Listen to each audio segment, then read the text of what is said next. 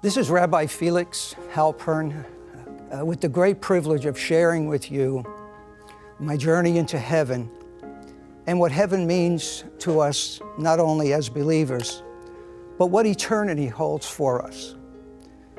I've known the Lord for 45 years. I've had some wonderful experiences with the Lord, but nothing can measure up to what happened the moment where I medically died. My soul left my body and I ascended into the heavens. When I first went to heaven, I found myself before the throne of God. And around the throne was a circle of fire with ripples and ripples of fire that had a depth that I could not measure. And therein I found myself lying prostrate before the Lord, because my eyes could not behold the brilliance. Even upon my return and back in my life today, when I go into the presence of the Lord, I have to cover my eyes. Something has just imprinted inside of me, upon my soul, of the brilliance and the glory of God. God is a God of glory. Heaven is the showcase of the perfection of our Creator. Everything in heaven is filled with gold. I saw a river, and at that river, I want you to know that I saw redeemed in robes that were so brilliant, so white, that I could not even behold that brilliance of the perfection of that color. There was a glow. But as I saw this river, I recall so clearly a water that was so crystal clear, clearer than I think that I would find at the highest mountain that I could climb, and the most natural spring of water that was untouched by anything known to us here.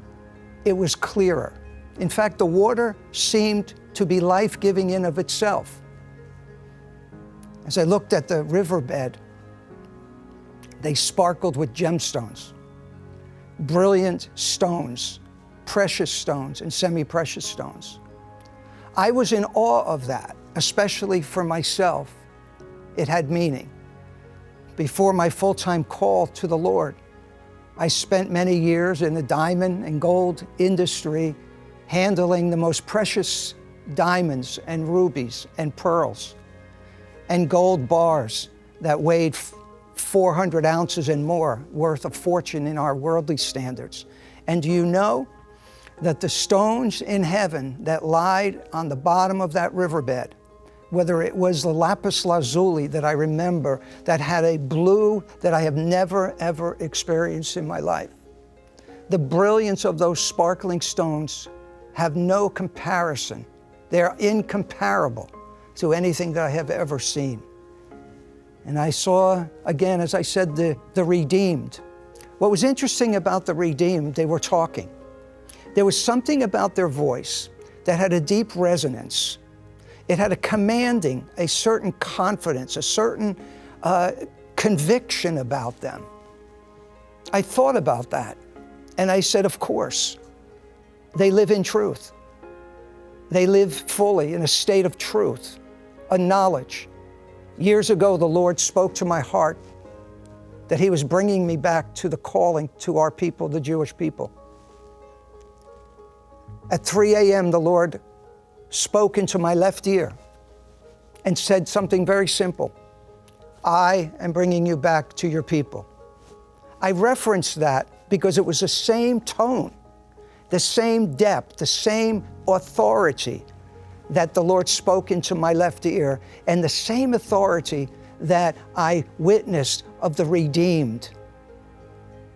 They were in a state of joy, in a state of peace, in a state of knowing that they were home. And I experienced that.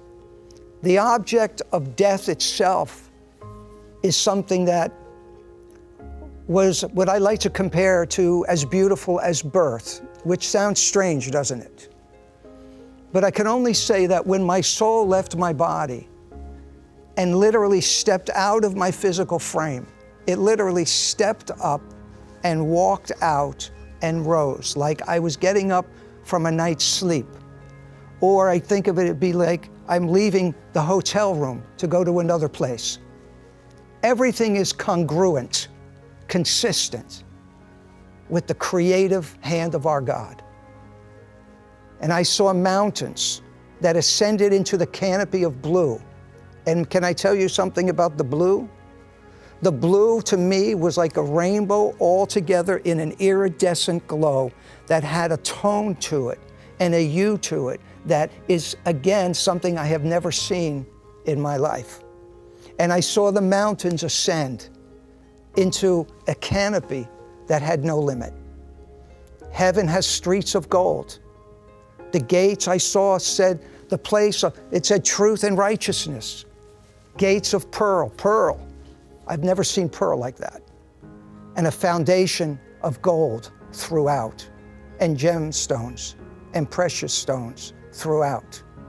There was a glow in the air. There was a glow in the air of a holiness. And I remember distinctly that no matter where you are in heaven, the throne seems to be close. The throne does not seem to be far away. The throne sat on a crystal sea, a firmament that separated the third heaven from the lower heavens. And I was in awe before God when I saw a shadow of an outline, but I was able to see the footstool and the image of the feet on the crystal sea, and the Lord can see everything. And I want to say to you, wherever you are, whatever season you're in, whatever struggles you find yourself in, would you look up to heaven? Would you look up to heaven by posturing your heart and asking the Lord to come into your life? Because it is He that is the key to the glory, to the strength, and to the power. But it is the key to life living abundantly on this earth with the presence of God in your life. Heaven is our destination. Heaven is real. Heaven is the glorious place. Finally, it is the showcase of our Lord and King.